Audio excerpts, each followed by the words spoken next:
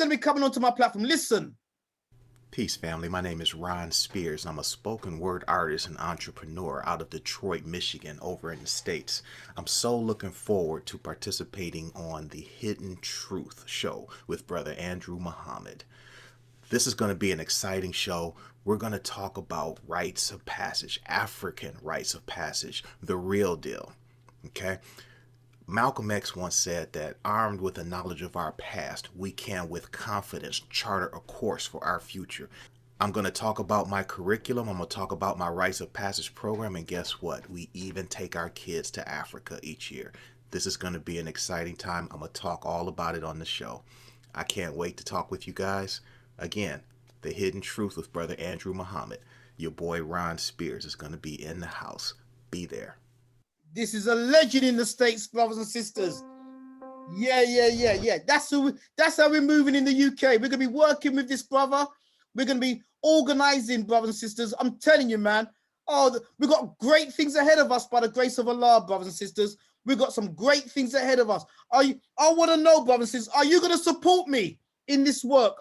That's what I want to know. Are you going to support Brother Andrew, man? Because it's not about me.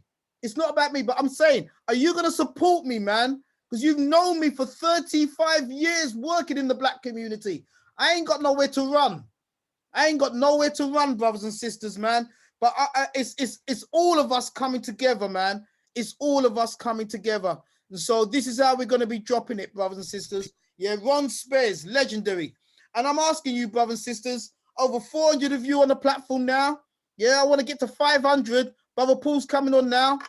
Brothers and sisters, if I really want to thank some of, because I've never mentioned this on my platform, okay, that there's a donation button on my website. Brothers and sisters, I could not believe, because I've never mentioned it. Those of you who have been on the Hidden Truth platform, you know I've never ever said this in over a year, that there's a donation button on my, but yet I was surprised to go on there and I found so many people donating, helping me with the shows that I put on. Because remember, I pay for these shows. I pay out of my own pocket for these shows. Yeah. So brothers and sisters, if you'd like to help me, brothers and sisters, just help me just do the work. On my website, brothers and sisters, when you go to the presentation, the video section, there's a black button, as you see right there at the top. It says donate, and anything you want to donate to help me put these shows on and to help me do this, brothers and sisters, you can help me do this, because I'll do this even if you don't give me any money. I do it because I love to do it. Brothers and sisters, lick shot pon Babylon. Babylon. Don't forget, coming very soon, brothers and sisters, I'm going to be doing my icon, a whole series of talks on black icons. I mean, those of you know about Hidden Truth, you know it's not just a normal presentation. I produce evidence and information mainstream don't want you to know. I'm going to start off with Whitney Houston, brothers and sisters. We're going to do a powerful hidden truth, not just a dedication and a tribute. We're going to do the hidden. I'm going to show you things by the grace of Allah that you never believe, that I don't care how much you followed Whitney Houston. When I release some of this stuff, brothers and sisters, and I'm going to give you names, dates, and places. And I say humbly, she didn't die, brothers and sisters. She was taken out. And I'm going to go into certain things. I know you're going to say, Andrew, shut up. Wait till I drop this breakdown, brothers and sisters. It's going to be at least 2 to 3 weeks long. It's a massive breakdown. Okay? So, brothers and sisters, let me now stop my talk. I've got 5 minutes over time. Sister Jurita, how are you doing, my queen? I'm good, Uncle. How are you? I'm good. Everyone, even know. Brother Paul, can you unmute yourself, brother? Because you're starting now, King. I'm not taking up no more of your time. Don't worry, King. Can you unmute yourself? Sister, stay right. Now, this is Sister Jurita. I think you remember from the first stage. She will do all of any comments that have been made, any questions. So sometimes she don't play. She comes gangster. Yeah? She will just stop you, like Brother Paul, boom, boom, boom, boom, boom. But she does it because she represents the voice of the voiceless, okay, Paul? So there may be times when she may come in, or there may be times you may come, but Sister Drita, we thank you every single week, sister, for being so meticulous in your work. I also want to give a shout out to my daughter, Sister China. who's always on the game, always on the point, always feeding the community. So, Jarita, you know, it's your platform, sister. You come in anytime you need to come in, and we're gonna have a great time. Brother Paul, how you doing, my king? I'm good, thank you, Brother Andrew. Fantastic, Paul. It's always an honor to have you on my show, my brother. We're approaching 500 soon. I was wanting to make sure we had the numbers there before. A great man like you, open your mouth, big brother, because you know the work that you've done, sister. Our queen, Sister Louise, has spoken that you was the one that put that light, that atom in her mind. And I know you're very passionate about what you're going to be dropping on tonight. So, brother, I'm going to close my mouth, hand over to you. Let's make sure your share screen's working. So my presentation, Come on, big Paul. yes. Listen, man, if I haven't said it already, I love you, big brother. I love you, big brother. I love you even more now you can share your screen. King, it's all yours. It's what I'm doing, isn't it? It's all yours, big brother. Okay. Thanks so much for the invitation, Brother Andrew. What I'm going to be doing tonight is looking at it's an idea that I kind of came up when I was living down in Brazil. I've been back 4.5 years now, and I kind of looked at this thing. It's always about the belief and the ideas that people have, the restricted ideas, the restrictive ideas that get taught to us, and especially at this time with the lockdowns, etc. It's really strange. Around 32 years ago, I started working in the prison sector, and of course, lockdown is a prison term, and so when we hear about the block being locked down, you can't do the session today. But why is that? Oh, there's a lockdown on so and so wing. So that is true. That is so true. So hearing it coming out into the wider society and just become the norm now is I find it funny. I could say worrying, but I find it kind of funny. These prison terms are coming out. So let me carry on with this. Just as you hit a kind of very favorite area for me, which is I like to do this thing, what I call calm connected consciousness. I like to be methodical. I love the fact that when you're doing research, you know, you're cross-referencing, you're bringing all different ideas forward into your presentations, Brother Andrew. So yes, what sir. I try to do though is I like, as the older I've got, because I'm a hothead, I'm Aries born under Mars, in that Martian thing, in the Roman concept. Tuesday is my day. Tu is the Norse god of war. So when we say today is Tuesday, it's Tu is the Norse god of war. So I also am a child of Ogun in Yoruba tradition. I love my Ikenga from my Igbo tradition, and it's about problem solving, cutting to the chase, as it were. So I like to be calm so I can see clearly. I don't like to get myself het up. I like to be, these days, use my experience, knowledge, wisdom, whatever you want to call it, to make the connections and to raise consciousness. You'll see along the bottom of the screen there, it says lead, bronze, silver, and gold. This is a concept that I've put together called the alchemic structure, which I'll be kind of launching that website over the next couple of months. But tonight, I'm going to be looking at the lead level and the bronze level. I'll explain little bits of that. But you, like I said, you introduce the haka. And the reason that it was so fitting is something which it really moves me. If I see the funeral of Jonah Lamu and the hackers that were done there, I love watching that thing because it's a call down of the spirit. If you check this film, Once We're Warriors, it's from around 1994, I think. Badman film. There's an excellent breakdown of the haka, the explanation of it. As a teacher in a reform school, it shows it to the young boy, the boy of the family who's been sent there. The important part of this, though, you'll see the basically the mother and the daughter in the image.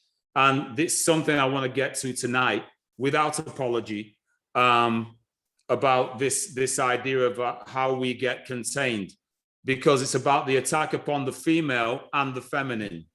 Female as in women, feminine as in the right brain process that we have.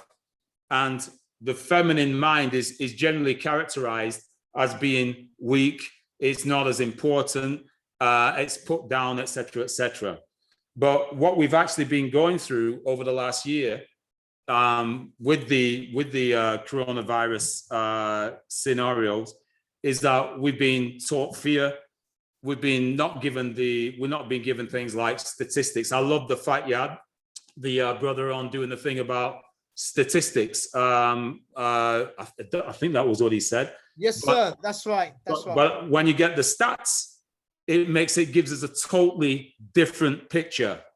And you must keep remembering. I mean, I've asked conscious people, what's the prison population in this country?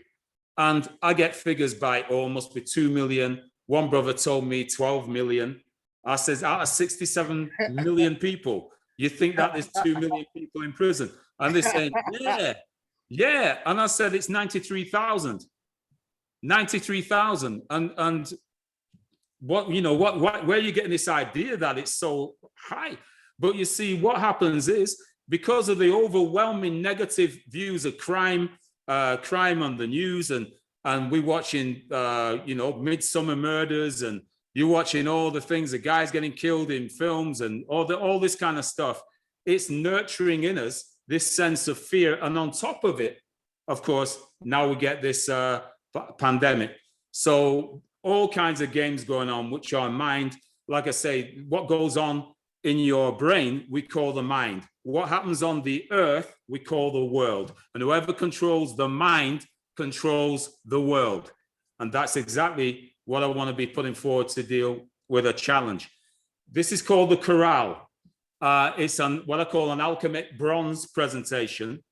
It's about expansions. And the presentation, the idea is that it's lovely seeing the young sister who's been doing the Proverbs book. Absolutely brilliant, because what we have here, I've got the lizard there. My ex-wife actually told me this story from Igbo land about a lizard that they use as a symbol, because it said this lizard was walking across a story building roof. It was wet and it fell down to the ground, and instead of dying, it landed like a cat. And what the lizard said is, oh, no one saw my fantastic landing. So because no one's here to congratulate me, I must congratulate myself.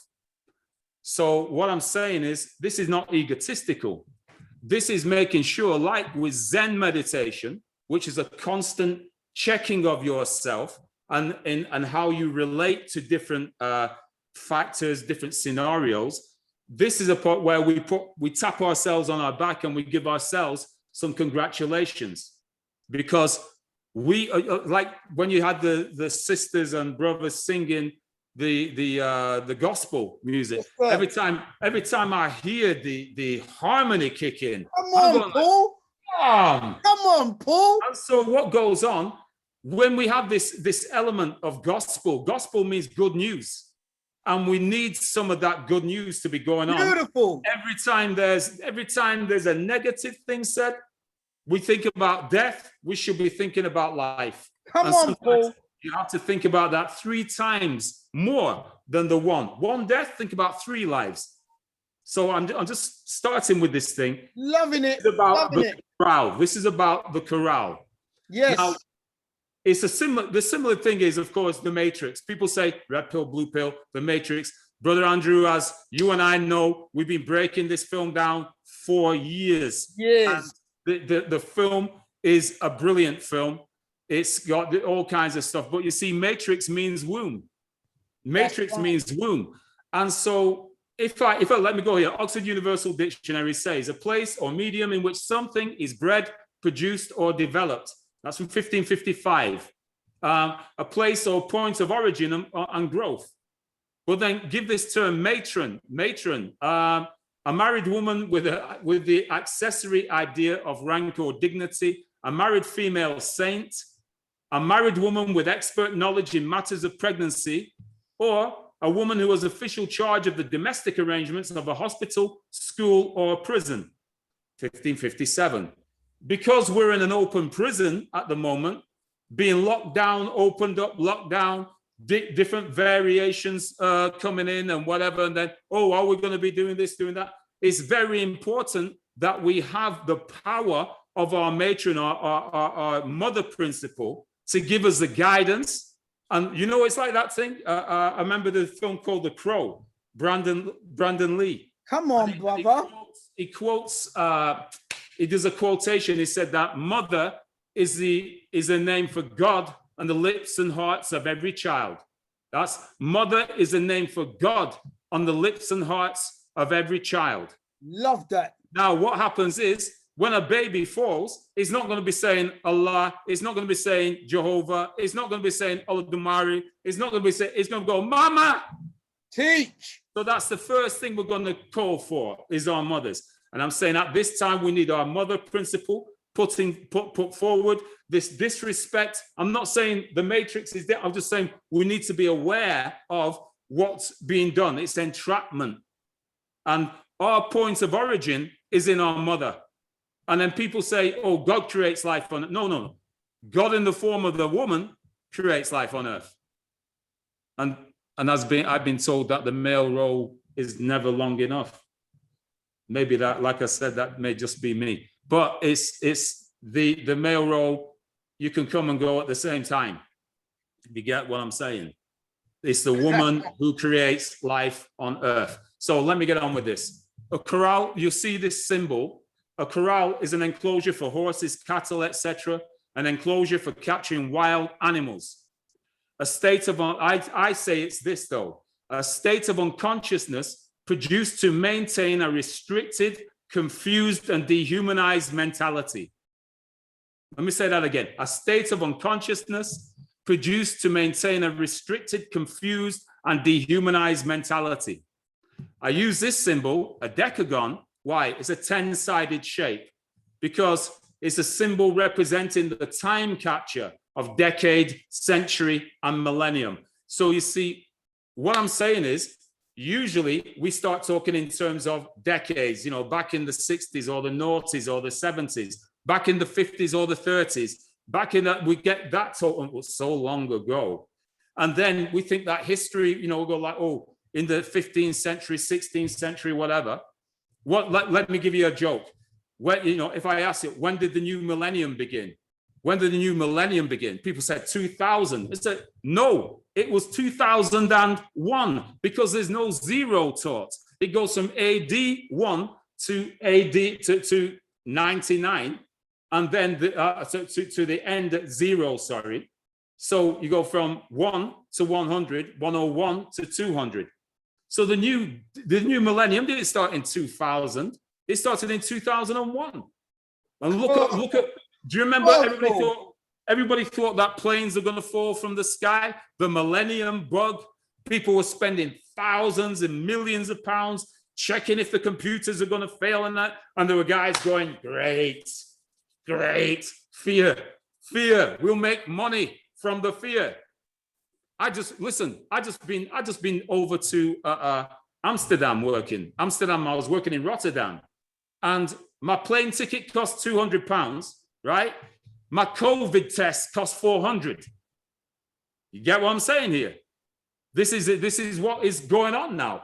Fear promoting all kinds of stuff. And then people doing good jobs for their friends, giving them contracts. But there's no problem with that. So they say. So what I'm trying to put here, we are being corralled, dehumanized, corralled, and then our mindset. Well, let me show you what goes on. Levels of history. In our brain, I want to introduce this idea. We have myths, legend, and history. History is spelled differently there. I'm going to get to that in a while. but myths and legend contain timeless truths. And the timeless truths are very, very important. It means that over vast tracts of time, we have these pieces of information that will make sense only when it's time to do. Let me tell you, an old friend of mine called Joe Ray, his mother, when she used to have to discipline him, you say, Joe, teeth no lie, see teeth with long bag, and then clap him. She gave the proverb or proverb, positive behavior or positive action, then gave him the lashing. So a proverb contains a truth. Now, what happened was, he remembered he had his daughter, he had one daughter, then he had a second daughter. And the older daughter was jealous, did something to the younger, and he said, Mahalia, teeth no like see teeth with long back. Where the hell did that come from? Where it came from, it was a special lesson given, a timeless truth given by his mother for when he became a parent. And it came into. So go to a bigger level, we have these myths and legends which contain our history, our DNA, which will make sense for us when it's time for us to know. The only thing is, those things have been cut out by other people's ideas of religion. We end up with ancient history, like plain history, then modern history, which we call the Hitler channel. You know, everybody keeps talking about Adolf Hitler and the Nazis and all this business. But then we've got history. The important, really important ones become your social history, things that have gone on around you, familial history within your family, and then your personal history. Some people call that your birthday, etc. Social history. Talk to Professor Les Henry. He's been doing some things recently about the Deptford fire and the marches and the responses to that. Brilliant, brilliant brother. So I've got to put this in again. Twin pillars of consciousness. Please be aware that you need to be keenly aware of your consciousness towards either your consciousness of your oppression, consciousness towards victory. Like I said before, if you're going to be talking about or your oppression, you better be putting some victorious thought in there. I always remember, Leo Muhammad, or it was Leo X Chester back in the day, and he was always making sure, I think you as well, Brother Andrew, you were talking about the four tops, the Supremes, yes. You know, all of those names that were that were put forward to give in the 1960s. I remember attending, I was at a small meeting in Chicago with young people, and the Reverend Jesse Jackson came to address them. And he said that in the 40s, 50s, he said all that Black people had was dreams with no opportunities. He said, now we've got the opportunities, but we've lost our dreams. And he said it's a very important dynamic. Every single time. Paul, you're teaching tonight, King. Every single time you make a negative statement, you think negatively, you have to bring on the consciousness towards your victory. It has to be that balance 3 times, not 1-to-1, 3 times. We want to be overwhelming ourselves with the positive. Come on. So this is what Dr. Asante said. Poverty versus wealth, violence versus peace, lack versus abundance, disease versus health, misery versus happiness, and failure versus success. So when we're talking about your leadership academy, Brother Andrew, what goes on there? We know that you're down on that red tip there, not on the blue. Sir. We're not talking the blues, we're on the red. Red. Some people seem to think that because you have discipline, high discipline, that you're restricting children or whatever. Hell no. Hell no. You're making sure that you're giving them the foundations for success. Come on, King. With all of those dynamics there. So which is generally portrayed or nurtured as being Black? Well, check the mainstream news. All you'll ever see is negatives. And then I noticed that these variants now are coming from Black countries, coming from India, coming from South Africa, coming from South America. Once again, it's like that anytime you want, do you know something? My ex-wife used to be at the Ministry of Agriculture. And they had this foot and mouth epidemic, foot and mouth disease broke out back in, this is 2001 or something like that. And I always remember it was, it's Chinese, the Chinese bringing in all their food. Oh, it's African bush meat. You know, these are the sources. It can't possibly be British. It can't possibly be from Europe. And what was it? On Dirty Pig Farmer in Northumberland. That was the source. But they didn't pull that out and put it out as much as they did. All the signs in the airport talking about you're not allowed to bring this in, that in, and whatever. So you say, I'm just trying to put here, the way we nurture our mind, very, very important. So CTV, CTO, consciousness towards victory, consciousness towards oppression. Please keep that on there. There's a need for Black history. Why is there a need for Black history? And this is about breaking us out of this corralled scenario. The need for Black history is because every time we say Black, we're saying like. Every time we say Black, we say like. So we're not Black History Month, it's Lack History Month. And what this is, the people telling me, no, you don't need Black History Month. Every day is Black History Day, or there's always something being said. Black History Month, when it was originated as Negro History Week, back in about 1927 by Carter G. Woodson, he put this together to focus on the psychological healing and building the power of the acknowledgement of the potential of Black people, which had been put down by enslavement and colonization. That's why it was done. That if Asian people want to jump in on it, no, get Asian History Month. Whatever, whoever it is, let people get their own things. But don't jump onto the thing that was made specifically for the healing of enslavement and colonization. Healing, come on. Let's take this, because we've been like I said, we've been put, religion is a mighty powerful thing. So Hebrew, the language Hebrew, has no word for history. The term zakar means memory. It means memory. It's active and experiential. It also means to think, mention, record results from purposeful action. Meaning when you take action, you have to recheck it and then learn from that. Burn it into your memory. Burn it into your memory. A lack of history is a form of amnesia. And what was that? The lacking Black, amnesia, means forgetfulness. Definitions from Merriam-Webster dictionary say loss of memory due to, usually to, brain injury, shock, fatigue, repression, or illness. A gap in one's memory. The selective overlook or ignoring of events or acts that are not favorable or useful to one's purpose or position. Look what's actually happening now. If we speak out about anything, we're closed down as being anti-whatever. For talking about the historical role of Britain, for instance, Britain paid, they say estimates as high as 42 million Indians were killed by British action. Come on. Through famine, through direct killings, etc. All of these things, 42 million. Come on. But you see, what happens is the Indians are applying their culture. They still have their language. They're buying up Britain. They're getting people in positions of power. And what I love to look at with this thing is that we still have got this loyalty to one party, and then we're a political party. Then if there's a Black person goes to conservative, we start pulling them down, calling them names and whatever. But please take a look. Have a look at the Asian community, who are represented right across the board. The Jewish community, represented right across the board. The only people I don't see doing that, Chinese.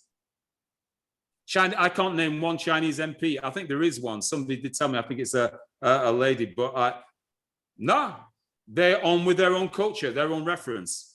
So this amnesia, we need to get out of. Just let me give you this thing, communication models very quickly.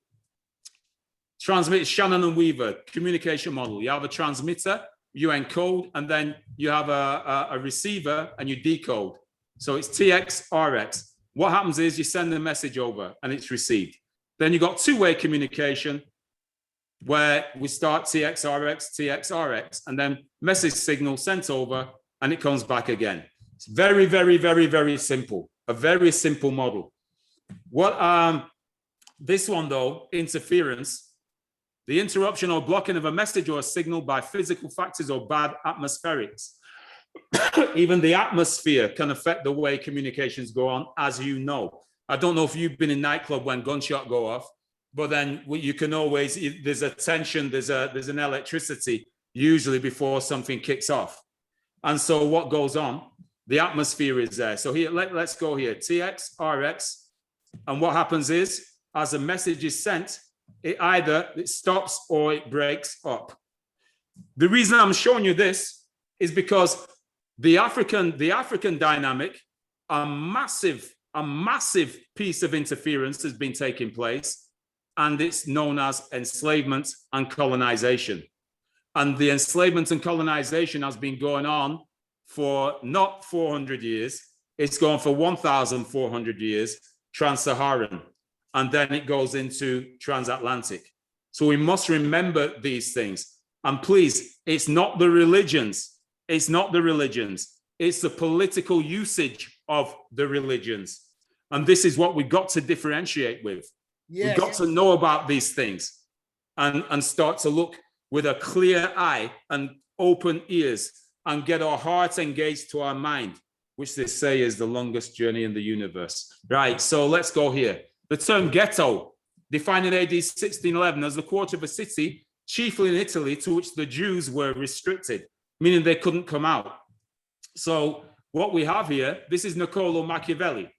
His famous terms were divide and rule, divide and conquer.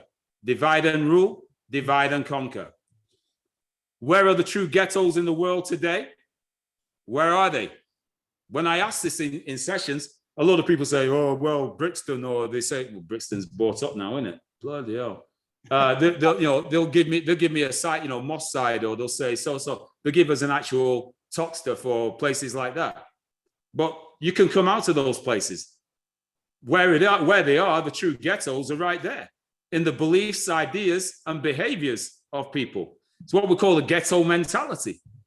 Because if you believe you can't come out, you believe you don't go, you only have to stay in a certain place, stay in your lane, stay in, don't come out. If you believe that, it means that what's gonna happen? But don't get it twisted. Don't get me wrong. There are people within their neighborhood are as free as birds. They're as free as anything because their mindset is free. And that's what we want to get to. Let me just say this. I don't know if you know the game Getopoly. It came out a few years ago. So for instance, it's done by a young Korean brother did it. He did Redneckopoly as well. So here we see the order of the Monopoly game. We see all the colors dividing up, the straight lines and all everything. But then this is the Getopoly game. And as you can see, there's not a straight line on there. There's instead of the jovial, there's generally an old man with a walking stick and whatever. But here we have the thug with a spliff and his gold teeth and his malt liquor bottle and his machine gun. So, and there's all kinds of things on there. I'm just giving you an example. These are the pieces you move around: the bag of crack, a basketball, machine gun, weed, malt liquor, a whore, and a pimp. Those are the things you move around the board. Then you don't have community chest and chance, you have hustle and ghetto stash. Then what you have as well, each of the color codes for the properties is a different colored crack pipe. So this is like for instance, there it says Malcolm X Avenue, Malcolm. So tomorrow is Malcolm X's birthday. And so this is how somebody who'll be playing a game like this. And let me say this, if I show this to most young people, I show them Monopoly, I'll show them Getopoly, they're right on the Getopoly. They want to play the game. Why? Because that's what's been nurtured in their head. And that's what they think, they tend to think that, yeah, that's us, that's what we are. So let me just put this to you. This here country of Great Britain, this is a work of William Hogarth, one of my favorite artists, from 1751. Gin drinking in this country, in this here city, in Britain, gin was brought over by William of Orange, time of William Orange and Mary. As you know, gin they call the demon drink. The reason they call it that because when we drink the gin was originally used for exorcism as a drink. It's used for exorcism. That's why you see someone drink and then their nature can either become like foolish, or they get aggressive and angry, or they get sexual, or it just changes the character. It's like, don't rub me up. It's like the genie, jinn or genie. So jinn in Arabic, same thing. Spirit, it's a spirit. So it changes the thing. So they said that out of a population of 500,000 at that time, there's 500,000 people in London, the city of London at that time, that there were 140,000 gin addicts. It was devastating, the society and culture. So much they introduced beer drinking. So this is Beer Street and Gin Lane. Beer Street and Gin Lane. So what I'm trying to say to you is this idea about Britain being civilized and they're giving civilization to this, that, and the other, is a lie. It's misinformation. Look at the social conditions that were going on in this country, and you'll see that they were in a terrible state. Not the rich. The rich are always there. They show those things, but they don't tend to show you the conditions of the working people and the poor. And so, at some point, please check those prints out. Check them out. I'll be showing some more on these things afterwards. In particular, the role of the woman there. But what you have, there are two things there: construction on Beer Street and destruction in Gin Lane. And there's even two schoolgirls drinking in the thing. And then, oh yeah, do you remember gripe water? The gripe water for babies when they got colic or wind, that originally was gin. Hence, the name of the pawnbroker over the top there is S. Gripe. Yeah, pawnbroker. Gripe water, they used to give their children alcohol from very, very young. I think I saw, do you see the thing about the baby?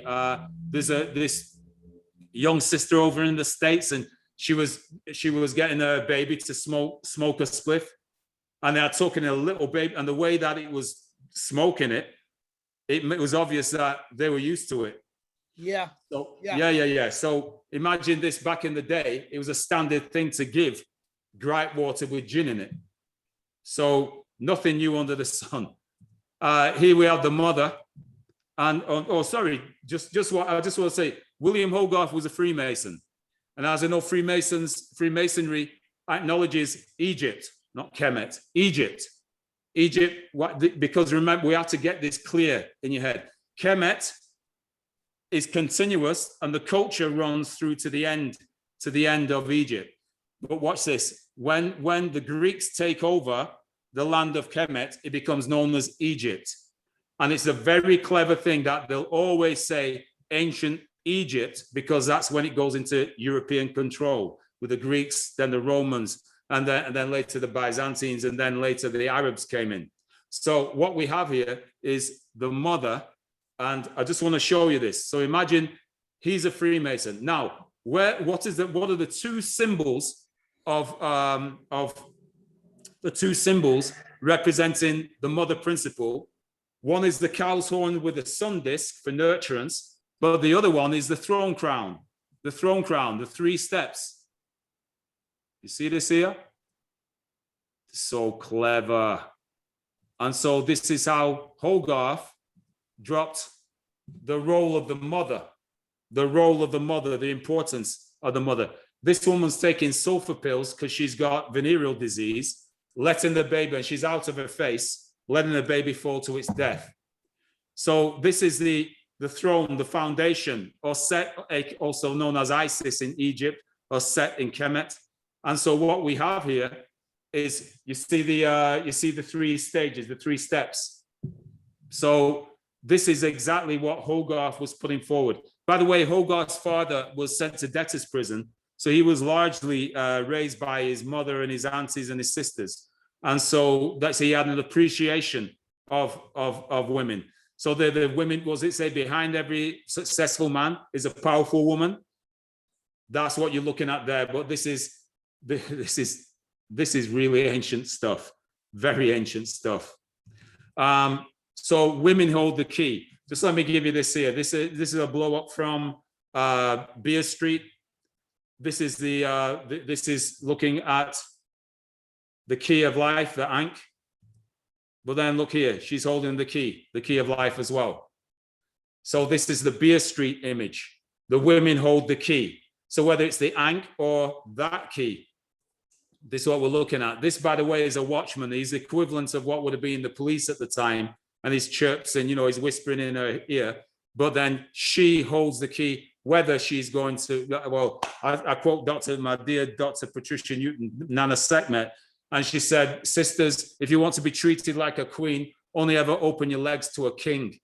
And that means there has to be more vetting. There has to be more investigation and checking out of the people. For instance, I remember before I did my traditional wedding, not that everything held down, of course, eventually, but we went to a Babylao to have a reading done, whether we're suitable, whether we will be right for each other.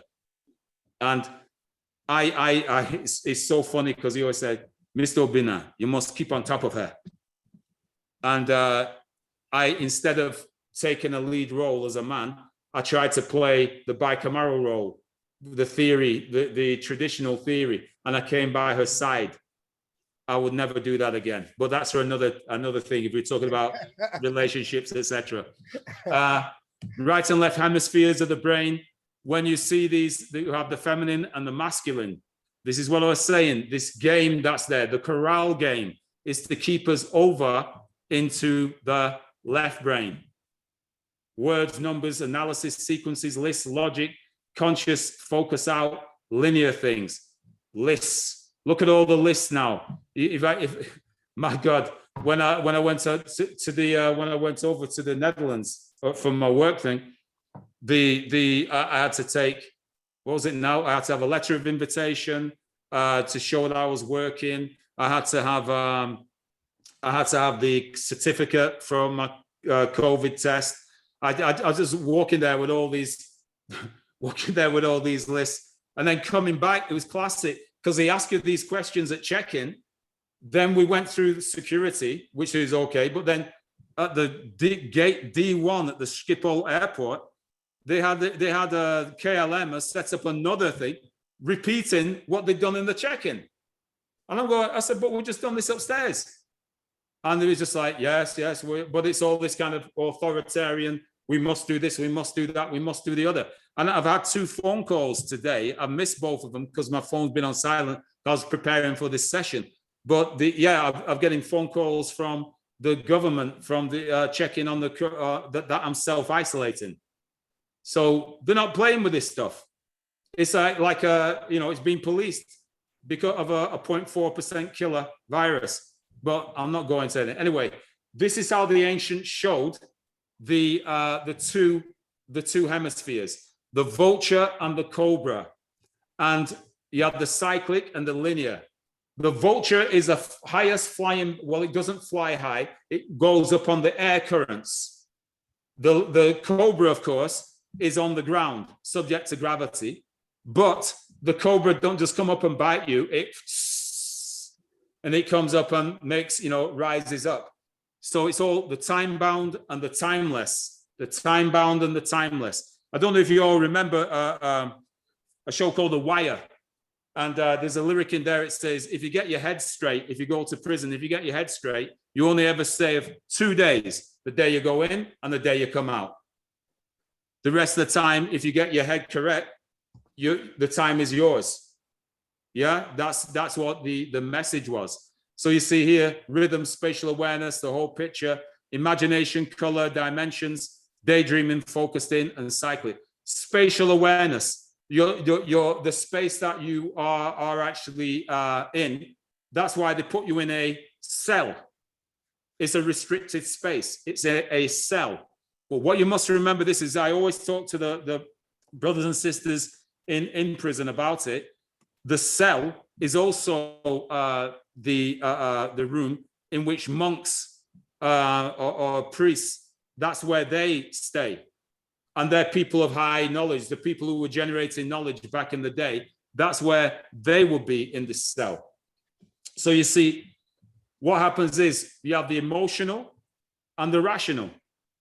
Emotion, the laws of motion, your motivation is emotive. That's the power of your right brain. That's the seat of your will, if you will. That's the drive. The will's actually on the other side, and it's but for another time. But then what happens is your emotions, your drive to create, your drive to come through, that's what the right brain does. So if it can get us when we're young, when we're small, we're in our right brain. Then when we're sent to education, they move us across into our left brain. And so there's a journey going on. There's an old band called Supertramp, and there's a song called Logical Song. And it's all about that journey. Yeah, all about the journey. So if you check the lyric, never mind about the type of music, check the lyric and what it's actually saying. This journey, the journey. It says, when I was young, I thought that life was so wonderful, a miracle, it's beautiful, magical. And all the birds in the trees, they'd be singing so happily, joyfully, playfully, watching me. But then they sent me away to show me how to be sensible, logical, practical. Then they showed me a world where I could be so dependable, intellectual, cynical. But there are times when all the world's asleep. The questions run too deep for such a simple man. Can you please tell me what we've learned? I know it sounds absurd, but please tell me who I am. So you see, that's a guy called Roger Hodgson writing that. So the white dude. So it's hitting everybody, but then more than others. If you see what I'm saying, there's no differential. There's no differential. It's all about controlling, gaining control of this thing. So you see what happens in the corral. 1 minute, oh yes, it's all about Black Lives Matters. And then the next minute, oh no, this woman was killed, so it's women's lives matter. No, okay, no, we're going to start talking about racism. No, sexism. No, then we're going to start talking politics. No, it's all about the economics, brother, not politics. No, we're going to talk about, and then we're shifting from one thing to another thing to another thing to another thing, and they keep us running around. Keep us running around from one issue to another issue and whatever. I'll show you what the game is. Oh, sorry. Underneath it all, of course, the power of the heart. We have to get that connectivity down to our hearts. That's the vagus nerve, by the way, in the brain, the vagus nerve. When we're being hit with all of this cortisol, we're being set with this fear. That's where we've got to be careful that don't take it to heart. That's what they're talking about, the stress, taking it down into your abdominal brain, into the deeper levels of your consciousness. So that's why in Kemet, the symbol, the parts of the anatomy, they say that was weighed against the feather in balance with the feather of truth and justice was your heart, not your brain, your heart, because that is the key. Table reasoning, just let me do it this way. If I put the brain there, right brain is a circle, left brain is the block. You've got a ball and block. If I go away and leave those two things on the table, which is more likely to be still in situ, not moved? Of course, it's the block. That's why you got people called blockheads. But then check this now. When guys have got a ghetto mentality, I'm living on the block. I'm on the block. Then I'm going to go to the prison block. And that's where the restrictive nature is there. We need to have both of these things working. Not go, you see, certain man smoke weed. They smoke the weed to get high. I got blocked up one time in Leeds doing a session with the man them on the road, from the road, and went into this quite small place. A brother called Dave took me over there, who had taught in Garth Prison. And I used to do these sessions from like midnight, 11 o'clock midnight to 4 in the morning. And then what happened was, I was a busy guy, damn. What happened was, because it was a small room, they were smoking, with JCB, what I call JCB spliff, it's like, 5 Skinners. But what they were doing, because we were reasoning, they weren't smoking as much. So the smoke was blue, it was charged. And I started speaking with a smile on my face, quite slowly. It was only after a while I said, boy, how much of this stuff do you smoke? Enough, man. Enough. And I said, wow. I said, well, yeah. I said, guys, I said, how many ideas do you get when you're smoking weed? And they said, enough. I said, how many ideas do you make real? Uh-oh. I said, take a look around in the room. There's not one thing. Have a look in your own, wherever you're sat now. Have a look around your room. There's not one thing in there that was not once in someone's mind. People say, oh, but I've got plants in here. They were. I said, you had to pot them. You had to bring them in unless you're living in bush. So, and then I remember you when you were a twinkle in your father's eye. So it's sometimes in the mind, it's so important that we break this corral, that we break this dehumanized mentality, this restricted mentality, and start to get your brain charts. Go and look up, get a brain chart, stick it on your wall. I'll be selling them eventually, but get them up there so that you're reminding yourself every day, mind, bringing it to your mind, that you've got this free thought that we need to be getting into, and start to look about how we apply it across into the left brain and apply it. Both brains, not one, both operating well. Just let me give you this, the Vitruvian Man. You've seen this picture before, yes? This is, Vitruvian Man. Just let me just give you this one quickly. What we have the natural, the feminine, which is the cyclic. You see this? So if we go to the center of it, where does it go to? It's right to the navel. How did we come into this life? We came in through that connectivity from the spirit world into the material world. And remember the word material, mater, material means mother. The origin, the natural origin is through the navel, which is how we were fed. The connectivity with the mother.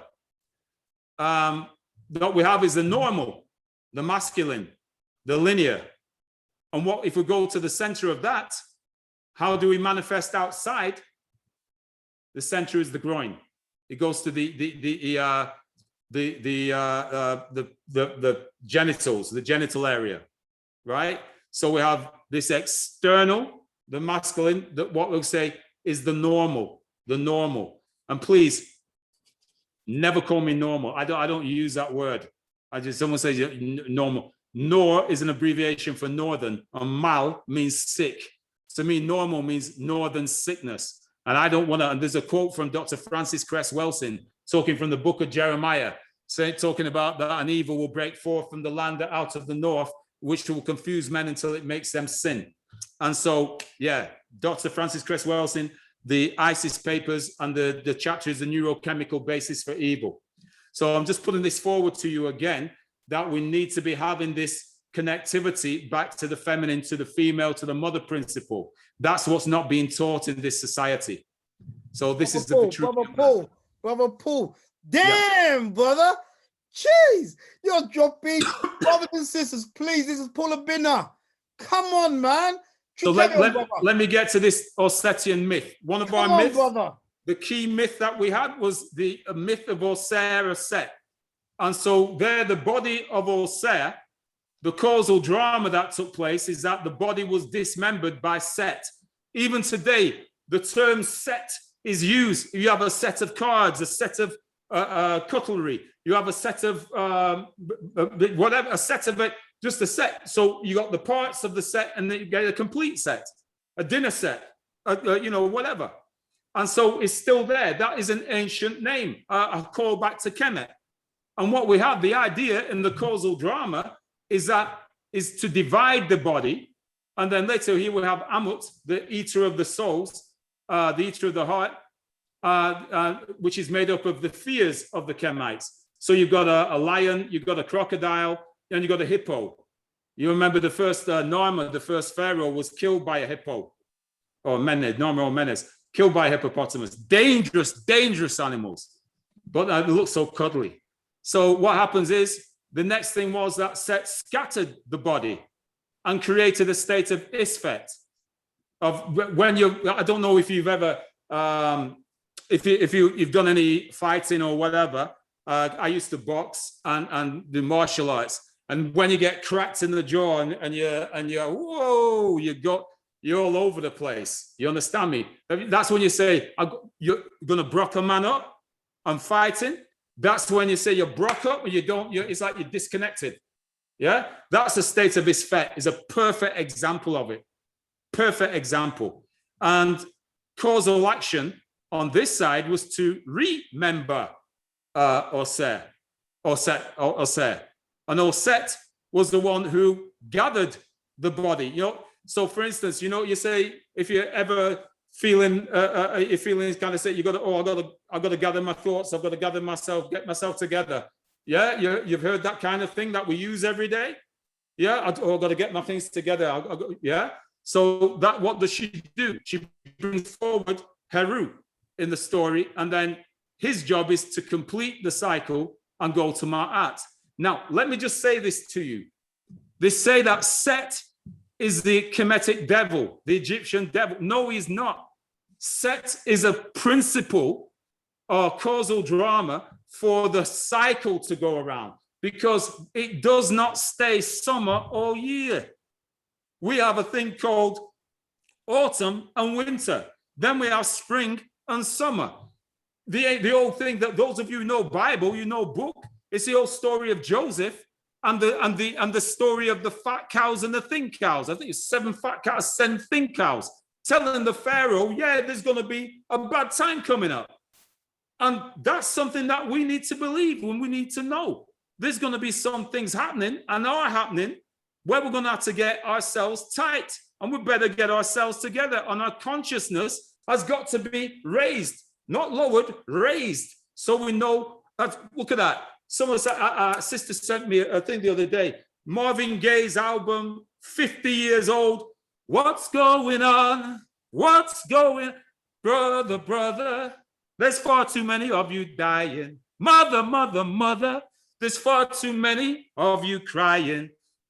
50 years ago, Aya, 50 years. 50 years. And what's changed? This is the time. This is because we're dealing with small history. We need to be dealing with the big history, the myths, the legends. Understanding these things are large.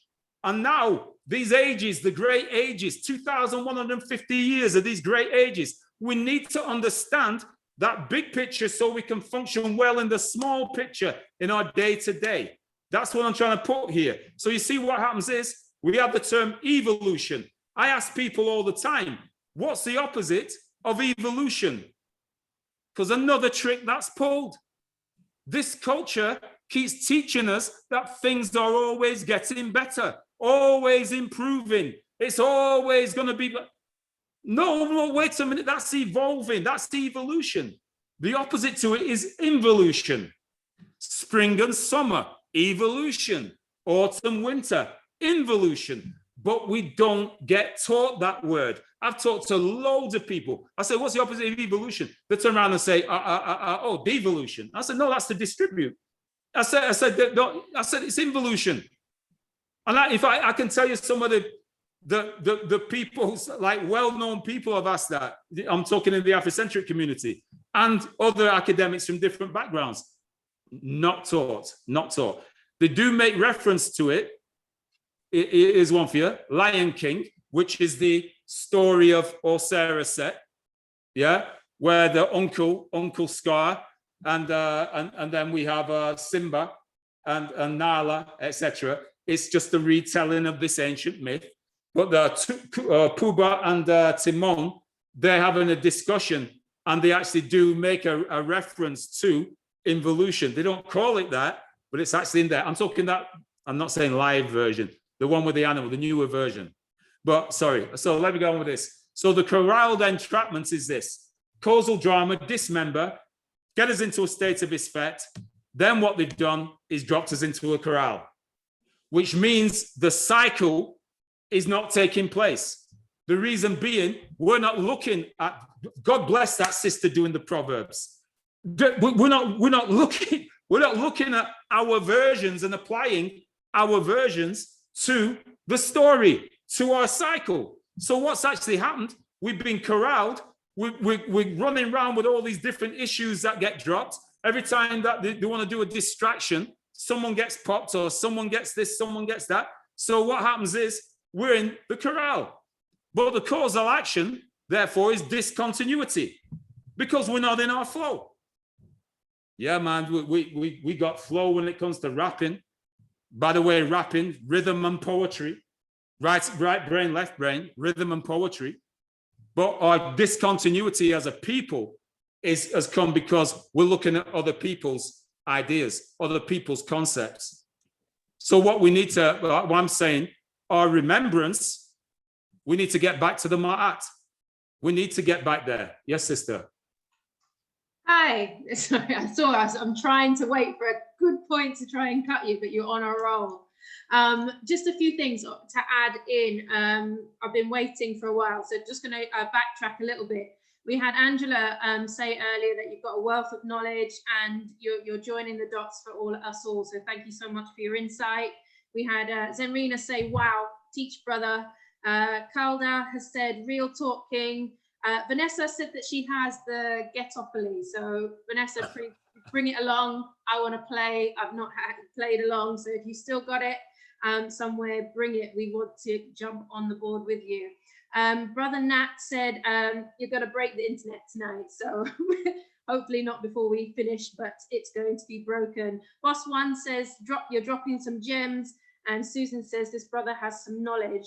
I guess one thing that has come through, and there's, I guess this is where you're getting to now with your presentation, is Janine says, we are waking up, but not all at the same time.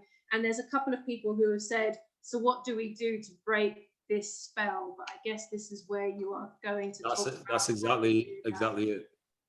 Okay, thanks. Old school expansion music. This is one thing, is recognizing. There you got 3 expansions: Lonnie Liston Smith, Stevie Wonder, Songs in the Key of Life, Gary Bird, The Crown. I was down in Bristol at this session in Bristol a couple of years ago at the planetarium. They got a small planetarium there, and then when I went in and I was referencing Lonnie Liston Smith. In the I think the guy who was the manager there, oh, Lonnie played here 6 months ago. I said, what? And he said, yeah. So anyway, I just want to say we have expansions, Black Man and the Crown, 1974, a rehumanization piece, Expand Your Mind. Yeah. 1976, a US bicentennial integration piece, Black Man, from that album, brilliant track. Lyrics by Gary Imhotep Bird, and it's an integration piece because he's looking at the white, the yellow, the red, the brown, the black, so the 5 different so-called racial colors, and it's talking about we've all contributed. And then The Crown, 1983, an African-centered historical continuum piece, absolutely profound. I first heard this track I was drunk in a nightclub in Newcastle on the Line, and by Stoke-on-Trent, and totally out my face, and I was a bit of a wild boy. And what happened was I heard him mention Africa and something, and I just went, and so I went up to the DJ. I said, give me the cover, and so of course all the lyrics were on the back of it. And that's when I first heard about the Olmec civilization and whatever. See, 1983. Even though I'd come across things in the 1970s, but then this was a big wake-up call and reminder. I think I did it. I was too drunk, I think. But what happened was, I'm saying this is old school expansion music. Place it in. So let me put it like this: if I apply this to the historical continuity now, we have Stevie Wonder in the Chorale saying, yeah, in the Chorale, we've all contributed. So, once we know that, like Brother Andrew was saying tonight, the sickle cell anemia, we worked in Manchester. Verna Angus Davis, we had her coming in screening all the children in school, all the black children in school. That was one thing I set up with Verna. And that was because one of the guys down in Preston here, he actually worked in the hospital. He had a crisis, sickle cell crisis. They sent him home with painkillers. No, sorry, they sent him home. His mum brought him back to the hospital. They then sent him home with painkillers, and the brother passed away. And so from that, I was like, what? I'd never heard of sickle cell. That was only when I was 21, I think, 1920, something like that. And so all I remembered was, for the sake of my memory of that good brother, was I will do what I could in the work I was doing. So yeah, we're in there. Like let's say, good brother Mr. Reed, who's doing that wonderful work. I know your brother, by the way. So yeah, we're understanding that we have a presence here in this corral, and that even in the corral we've contributed. Yes, this is a US version, it's a US thing, but then we need to be getting hold of, you know, the British content, and people are doing it. So there's a sister from Huddersfield talking about Kirklees and the abolitionists who were speaking there. I have a friend called David Dalgleish, a white guy. He's doing all this thing about Lancashire, all around Lancashire with these guys. He's just been doing that as well. So there's a whole history that's here that we do need to start looking at and celebrating. Short history, short history, not the big long stuff. This is short history from how the campaigns were being done, the history of protest that sisters done there. And then here's the historical continuity, getting this idea of that we've got a long, powerful history. And it's just that we're actually in a time of involution at the present time. That's when we've got to get ready for our evolution. And then what happens is Lonnie Liston Smith pulling this thing about expanding your mind, which is what I always call the bronze level, is about expansions. So let me just go quickly with this. Here we have, I've been looking at this cover for years, and I only realized, you see the picture there? This picture, Hagia Sophia, the Church of Holy Wisdom, now a mosque in Istanbul or Constantinople. So they call it the Church of Holy Wisdom. But what we're going to get to, for instance, when you say Hagia, you call someone an old hag. A hag is a speaker of the words of power from Kemet, the Hekau. So Heka, the creator, the first to be created, that which then they say creates Ma'at. The Heka, the words of power, of animating, of bringing forward. You know, in John 1:1 in the Bible, in the beginning was the Word was with God, and the Word was God. That points of prediction before speech. That's what they're actually calling the words of power, is Heka, Hekau. So the hag was the speaker of the words of power. And then, of course, Sophia is the feminine wisdom, as in philosophy, Philosophia, the lover of wisdom. How do we break out of this dynamic? Start with some very simple thing. I did this lineage timeline. I did this back 2017. I came back from Brazil, feeling my tail between my legs, feeling sorry for myself. And after my guy who's like an uncle to me is Professor James Small. And when I was coming back, I went via New York, spent the day with him, and then came back to the UK. And about 4 months later, I called him up feeling sorry for myself and all of this business. And Brother James gave me one of his motivational talks, which seemed to have a lot of words beginning with F and M. I was actually reduced to tears. And he told me, part of his motivational talk, he said, "Where is that timeline? We've been waiting for that and I was like, okay. 5 a.m. the next morning, I was on the computer. You understand me? So put this together, and all it's about is like a map of the world saying, don't be restricted to the little piece of history that you keep getting given. So what do we need? This is the ancient African education system. Schwaller de Lubitz and Dr. Asa G. Hilliard. Remember, Schwaller de Lubitz, Austrian, I think he was, sorry. And how we got hold of that information was from Asa Hilliard. So Schwaller de Lubitz did the book, The Temple in Man. So please, when you get this thing about, where's the knowledge base from? Remember, there are people who are taking knowledge from almost anywhere, everywhere. I'm studying it, researching it, pounding it out, getting this thing done. This is what Brother Asa did. So he said that the ancient education system, unity with nature, unity between the self and nation, developments of character, developments of social responsibility, and the development of spiritual power. Unity with nature. Breathe. Check your breath. Breathe. I had reason, I was ill back in February, and my breath was checked. I had to think about, I couldn't even walk out for about 3-4 weeks. My breath was gone. You understand me? And so I had all kinds of stuff going on with that. But unity with nature. Check your African colors: the red, the gold, the green, the black. Because what you've got, the yellow of the sun, photosynthesis, down onto the green of chlorophyll, the black of melanin. And what's our relationship? We breathe in the symbiotic cycle between the plant life, the trees, and ourselves. Carbon dioxide out, oxygen in. And they do the opposite. So the African colors, and then finally into the blood system, which is the red.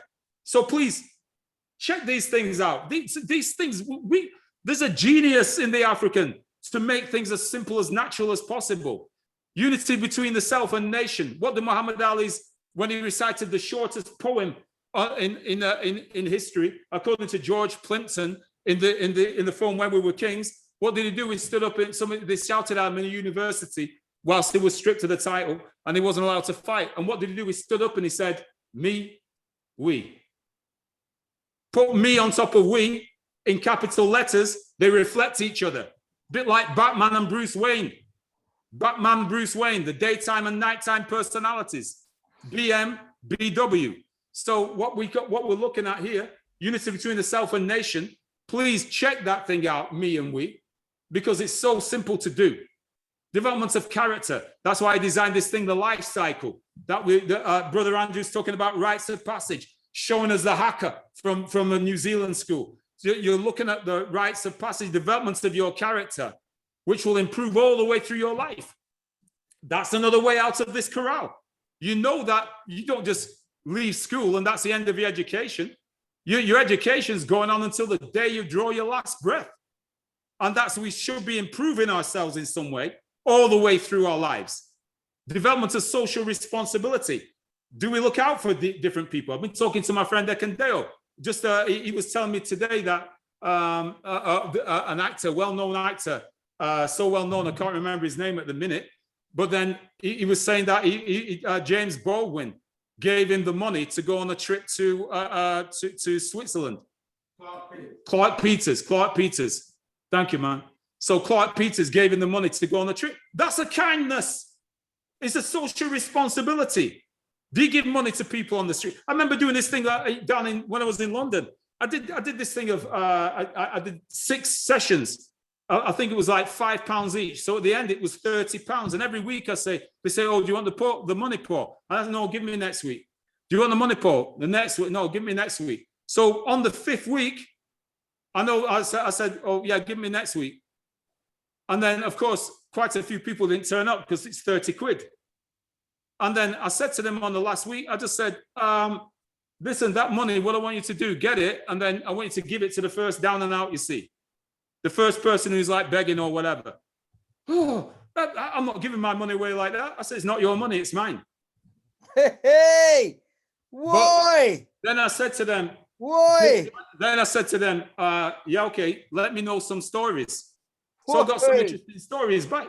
So when I did it in Moss Side when I first came back, I did a series of sessions, did the same thing, but I kept the money. Then what we did on the last week, I gave them little envelopes and then we divided the money up with the people who was in there. And then I said to them, please go and give that to the first down and out you see.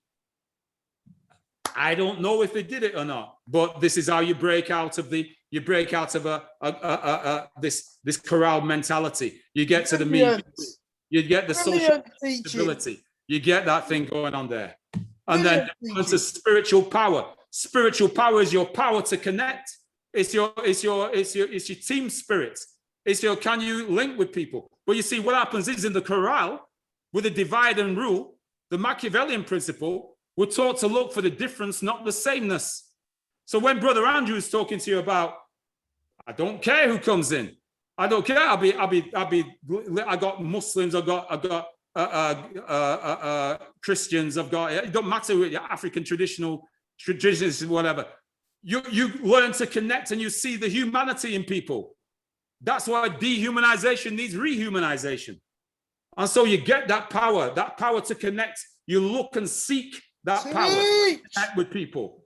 That's what these ancients were telling us. The ancient Kemetic education system. Development of spiritual power. Fire. So what do we have? This, I'm just going to do this quick. Spring, summer, autumn, winter, etc. So we've got evolution, we've got involution. We just need to remember autumn, winter, spring, summer. Someone said to me the other day because it was a hot day, and then all of a sudden they said, I said, well, they go like, oh, well, summer's over then, I suppose, because the weather's gone cold again. I said, we're not in summer yet, it's spring. I said, wait, you don't know when spring, you don't know when summer begins. You don't know when these things happen. Answer is no, we've not been given the basic information. It's not stressed. So if I can tell an adult when winter begins or when autumn begins, well, what kind of education system do we have? If I can turn around and say to someone, do you know what Wednesday means? Do you know what Thursday means? Do you know what Sunday? And they're going like, no. So you're using words that that you don't understand. Teach. Every year, when we go with the months of the year, we get to September, everything goes wrong. The other July and August, and not bite the two things. So September, October, November, December. Sept, Oct, Nov, Dec means 7, 8, 9, 10. But September's the 9th month. October's the 10th month. November's the 11th month. And December the 12th month. Every year the calendar goes wrong. But we just follow it. We just deal with it without even thought. So this is what I'm trying to say. If we get this idea that we equinox, 12 hours a day, 12 hours a night, the spring equinox, 21st of March. I call that a ma'at day, a balanced day. Then what goes on? The longest day, the melanin day. Those of you who are blessed, me, I'm middle class. These other brothers and sisters who are blessed with melanin millionaires. And so there you go with this thing. 23rd, 24th of June. Oh, you're on fire. 21st of June. That's the longest day. You should be out there with your melanin on display, celebrating. Then you go down, the daylight hours start to shorten across the summer. And then we get to the autumn equinox, another ma'at day. When we're going in then, not out, we're going in. And then the shortest day of the year, the 27th, the shortest day, 21st of December. Master teacher. Christmas got nothing to do with Jesus. Master that teacher. was put on top of it. What happens is we need to get this idea of what is going on. It's the winter solstice. Daylight hours start to get longer again. So that's when they say the sun, S-U-N, was reborn. And the days start to get longer. We should know this stuff. It's Master not teacher. pagan. It's not what it is. It's an acknowledgement of nature, of the nature that the creator, that God gave us. The creator known by many names. So what's the goal to this? Natural cycles or normal frauds. Please check these festivals out that we've got. The term natural, existing or derived from nature, not made or caused by humankind, versus normal, the usual, typical, expected state or condition. Her temperature was above normal. Technical, a line at right angles to given line to the surface. So what I'm saying here, we need to know about these cycles. We need to know, because what happens is, this is a system which is expert at telling you things and making things seem like they've always been. That rhymed, didn't it? Did that rhyme? They make it seem like it's always been. So that's the fraud. A fraud can be broadly defined as the deliberate use of deception or dishonesty to disadvantage or cause loss, usually financial, to another person or party. It's interesting it says party because that's the art of politics. or politics. Yes? So that's what he said. We've got to be careful because there are certain people who are fraudulent, who are in actual fact been teaching us. And all I'm saying to you is this: we need to know the basics, that we need to know at that level, what I call the leg level, we need to know what's going on. Marvin Gaye. So what goes on? I'm just going to lash this quickly. This is spiritual psychology and history. This is what we call the star plan. I think I showed you this last time, that what we have are spiritual and the material. We need to be working all of this. Our psychology needs to be applied in our economics. Brother Andrew was advertising black-owned businesses, saying that we need to be supporting black-owned businesses. And the black-owned businesses as well really need to make sure that the customer service is good as well, because sometimes some people can be rank. Got to say that. And then what goes on, our history should be informing our politics, which is what was happening with this thing about the what do you call it now? The vaccination program. Yeah, the vaccination programs. People applying history and saying, whoa, wait a minute. Wait a minute, which is what you're supposed to do as an informed member of society. As a citizen, you're supposed to question. You're supposed to rationalize. You're supposed to balance these things out, not just go, follow whatever you say. You're supposed to question. I've had all kinds of offers in my life to get involved in all kinds of stuff, but I've had to use my moral compass and my power of reason. This is why Frederick Douglass says, he said that I found that to make a contented slave, you've got to make a thoughtless one. You must darken his moral and mental vision, and as far as possible, annihilate the power of reason. That's why I teach 6 R's, not 3: reading, writing, arithmetic, reasoning, respect, responsibility. And that's where it goes. I am reasoning about what I'm going to do with my life. I have to respect what I'm doing. Re means again, spect means look and see, and then take responsibility for myself, my family, my friends, my community, etc. So that's what I'm saying, is that our politics, our history should inform our politics. And then our culture should be the bottom line reference for our law, the laws that we give ourselves to guide our day-to-day, our moral compass. That's going to put that on quickly. So what does it say? The need for psychohistory is because we keep getting this thing, an African past. They call it the African past in this book by Nigel Smith. But what are they showing you? Shackles, chains, enslavement and whatever. That's all we keep getting. And what happens is, when you keep studying that, you're reminding yourself of your frailty. You're the fact that other people are controlling you. And like I said, with a quote from Frederick Douglass about the contented slave, it's still going on today. And so this is a demonology racism. I put here, this is, we're nearly finished, by the way. So watch this now.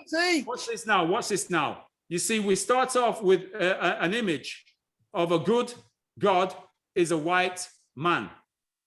Good God is a white man. Guess what happens?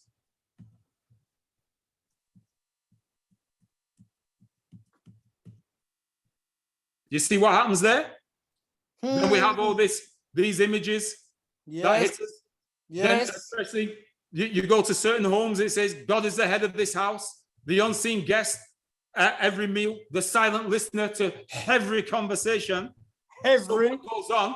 We got this dynamic going on, which is teaching us that our points of origin, our matron, our matrix, our source of life, God on earth creating life, is the personification of the opposite of the good God white man.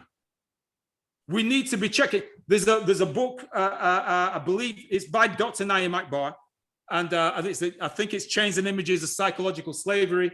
And the second part of the book is actually talking about the influence of images that don't reflect us. If you see the Buddha adapts to every single place it goes to. The Buddha is India, looks Indian. In China, it looks Chinese. In Japan, Japanese. Wherever it goes to, it adapts. You even see European-looking Buddhas now, because there are Buddhists who are European. And that's what God's supposed to look like. I tell you what, I'll tell you the real image of God is around about 6'1", 17 stones, green eyes, mixed race, and a little bit overweight, right? And so that's what God is like. That's good for me, but not for you. And that's what it's about. Love your neighbor as you love yourself. So does God have no color or gender? Wow. We're getting hit. Paul. Stop. Go back one slide. Just go back one slide. I know time has gone. Brothers and sisters, please drink in not just the imagery, but this one slide.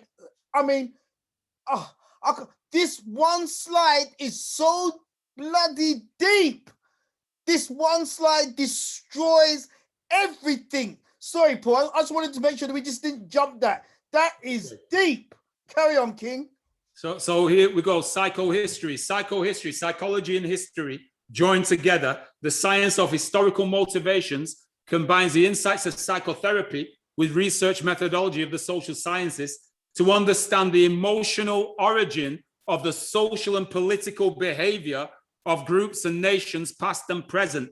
This is why they don't want you in your emotional brain with emotional literacy. That's why they want, so they can keep, I was going to say a bad word then, they can keep messing around with us. They keep messing around with us. So then what happens is we're not making sense because we're not dialoguing through what's called the corpus callosum between our right and left brains effectively. We're just being nurtured down one way and then nurtured on another way. I'm telling you, it's a game. It's a game. So please check the psychohistory, and then the mothers, the whore and the virgin. These are the kind of images that they're giving us. That women are meant to be this, women are meant to be that. There's a guy called Robert Glasper, a pianist, and he's got a track. A good brother called Giovanni Walzam from Rotterdam sent to me, and it's called "Beautiful," so beautiful. It's a track by Music Soul Child, but please check this. Is a beautiful tune, but please check what Music Soul Child says on the track. But then this is a thing about the way that they're portraying women to us, the way that these things are being put forward. The original Kemetic mother, that as mentioned before, the nurturer and then the lineage, nurturing and then the lineage. That's the power of this figure. The history, not history. Why the spelling?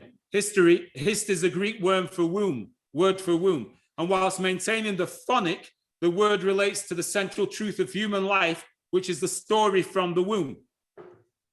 This is the concept of lineage and relates to the scientific aspect of mitochondrial DNA that is only carried by the female and is both personified and symbolized by the Kemetic netta or set. The symbol of the throne and the Sankofa egg represent this. So the throne and the Sankofa egg. That's also the heart symbol as well. Please remember the role of the heart. This is a West African dynamic, an icon symbol. However, as Tony Browder is being shown, he's found the same symbol on the roof of a tomb in Kemet from the 26th dynasty. So this is one of the key elements that I want to try and get over. How do we break out of this corral? We start to celebrate our mother principle. We start to celebrate. Don't matter to me. It don't matter what the color be, whatever. When you see that symbol, see that symbol of the mother and child, you know that's the true throne. And that's how we start to throw this thing off, this illusion that's been put before us. So the mother is the ancient throne. That's what she is. Every time you see this thing, she's the throne. When you look on the woman, that's what she is. She carries the power and human potential through her DNA. You must remember that. So what do? I think I mentioned this last time. Every time it's my birthday, I used to send my mother flowers and a thank you card. You understand? Thank you for my life. That was part of my birthday because that birthday is Mother's Day. That's what I try to get my children to do. And then also we've got to remember my mother's passed. She died 2016, God rest her soul. But then what happened was every year I give flowers and chocolates and whatever to a woman of age. A woman of age. So that's what I say. That's how I am breaking out of this thing. That's my practice. Women and the Sankofa principle. What does it say? Power, this is a symbol of the hand holder. This is a linguist staff. Power is like an egg. Held too loose, it will fall. Held too tight, it will break. So women carry the eggs. Well, is it simple enough? So when we're actually looking at this, sorry, let me put that in. When we're looking at this symbol of the Sankofa bird, I always have it going from left to right, the inner world to the outer world, and then it's carrying the egg in its mouth. Because why? We're talking about human potential. It's human potential.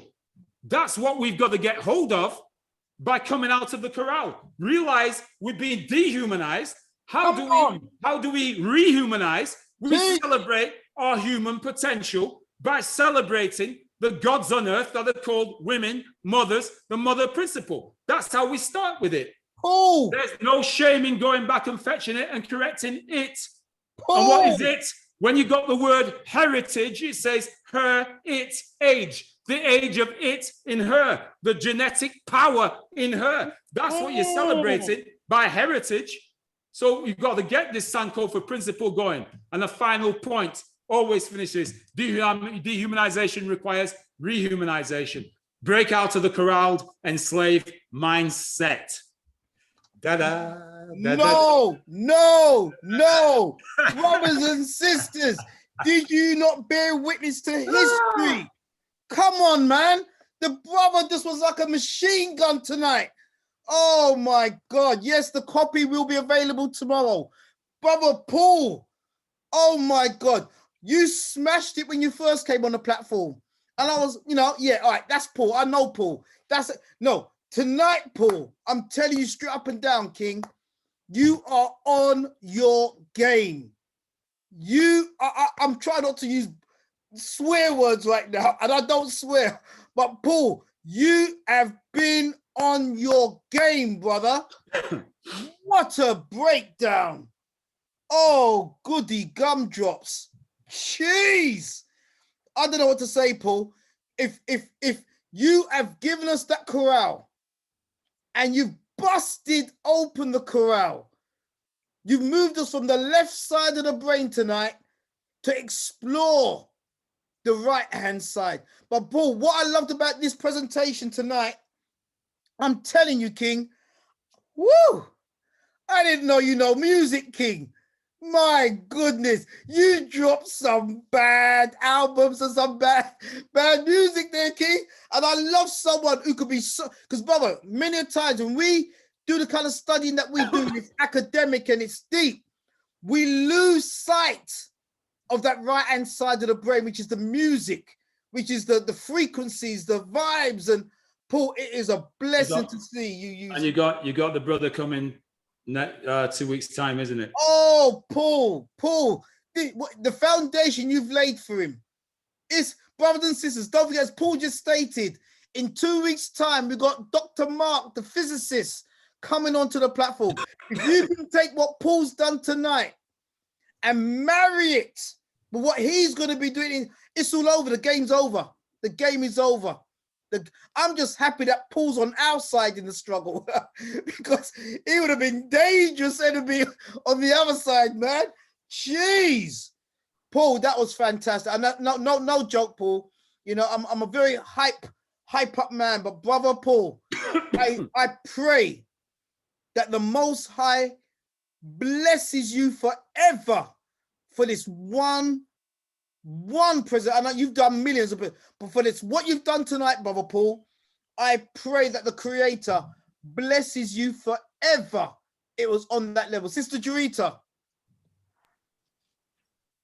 Hi, that was awesome. It really was. We've had lots of people bigging you up in the chat. It is blowing up in there. And too much, I think, for me even to talk about, because it's still going now. I know. Lots of people saying that they're totally blown away by what you've delivered tonight, and it was very interesting, and that they have learned tons and tons and tons of stuff. Lots of people asking when they can get the replay, which will be over the next few days. It will be sent from the WhatsApp group, because I think a lot of people need some time to absorb everything that you have spoken about tonight. But thank you so much. A couple of things though to just run past you real quick if we have some time. Firstly, I'll say a couple of the things that I wrote down. Brian said that he had all the 3 albums that you mentioned, and Doreen said that all of those albums were on her motivation playlist. So there's lots of people who are Okay. those albums and saying, yes, I know them and I listen to them daily. A couple of people asking where to get your timeline. Now, I know this was a question that was asked the last time you came on, but if you got an update for where they can get this, or the best way to get it is to check me by possibly email. So email or my phone number. Okay, if you want to give me that information, then I can put that Okay. you can put that in the chat, up to you. However Okay. you like to do that, that would be fine. Also, Sean mentioned that he would like you to get on the platform with Brother Kabar on a 1-2 punch, he says, because that would definitely just not. That'd be too much. That'd be too much. No, that will be illegal, sister. Come on, don't go there, sister. Brother Obinna and Professor Kabar one night? No. You'd have to take us all out on a stretcher, I think. With that. That'd be too much, man. Yeah, two further questions to wrap up. We've got one from Elaine who says, if we are the egg carriers, how can we expect to carry our kings, as many suggest? And I've also got one from Faye who says, is it true that the 21st of September is African New Year? African New Year. Yeah. I've never heard that. No, I've never heard that. Is 21st, what they say, they shift it from 21st, is the beginning of autumn in the Northern Hemisphere. So, and it's generally put down as 22nd of September. But I've never heard of an African New Year beginning with autumn. But then if it's in Africa, of course, it might be Southern Hemisphere. And so everything reverses, you see. Yeah, could be. So it's a different thing. And then the sister said that if we're the egg carriers. So it's a Lady Elaine. If we are the egg carriers, how can we expect to carry our kings, as many suggest? Well, what I'd put to you is that my ex-wife introduced me to the bicameral principle. So bicameral means two separate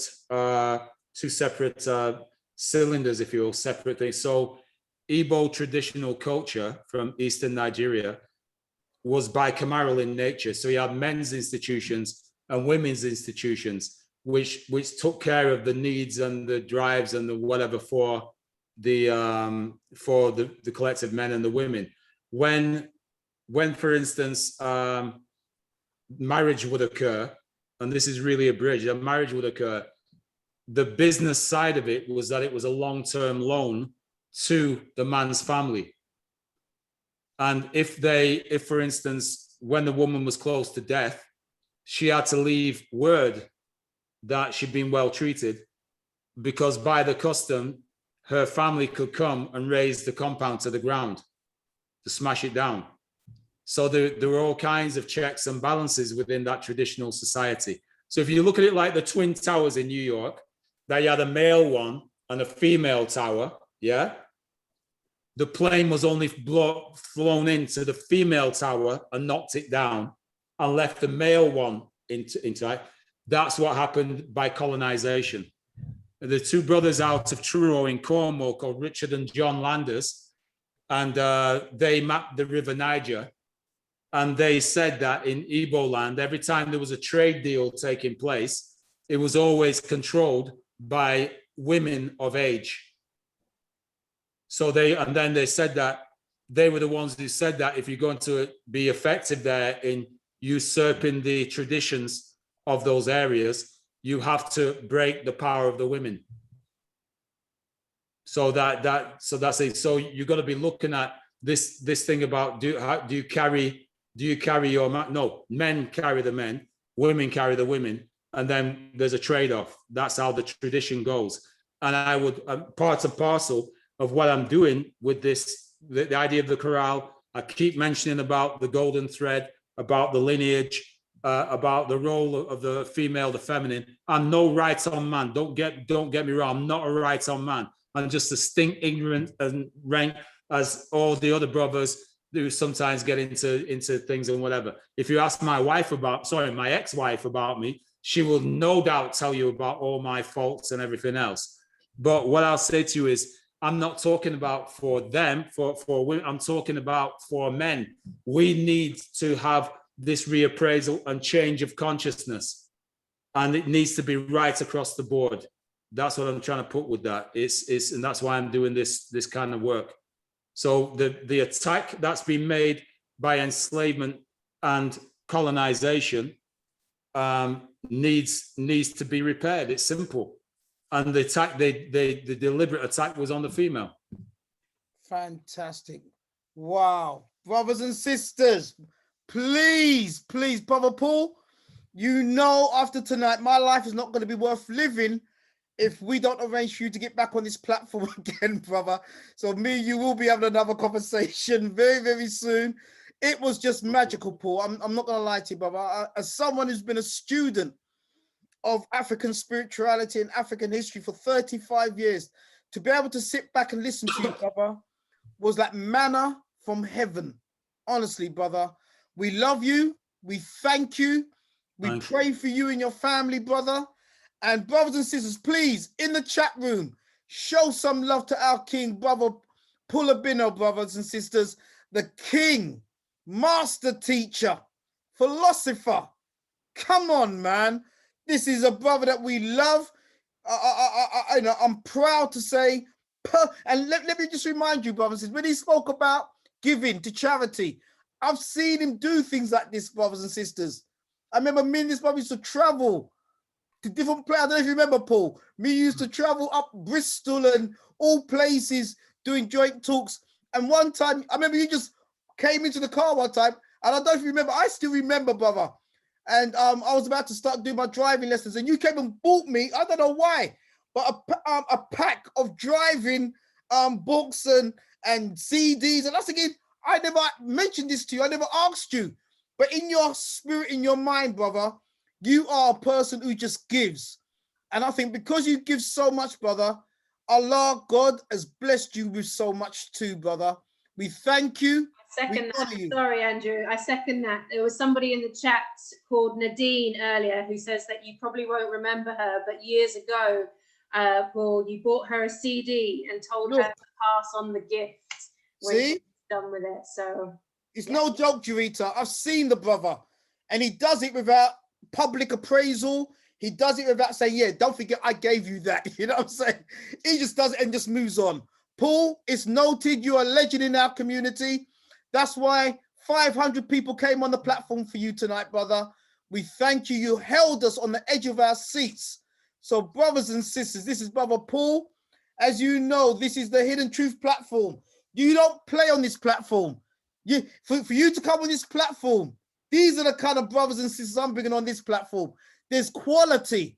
Yes, we're aiming it for the mainstream, but you know it's hardcore. It is hardcore. So at the same time, brothers and sisters, let's not forget the victory of our Sister Sandra Greaves. We call her Sister Warrior, and Brother Andrew Reed. Don't forget, at the beginning of the show, we spoke about the victory of our Black community over the wicked people that try to kick our sickle cell organization out of their own building. And we won. And we won, brothers and sisters. At least take that back home with you tonight. Let's not forget, brothers and sisters, our Queen, Sister Louise, and her project coming up on Thursday, the virtual tour online. Jurita, did we manage to put the details out online? I did, yes. Fantastic. If you could put it out there again, my Queen.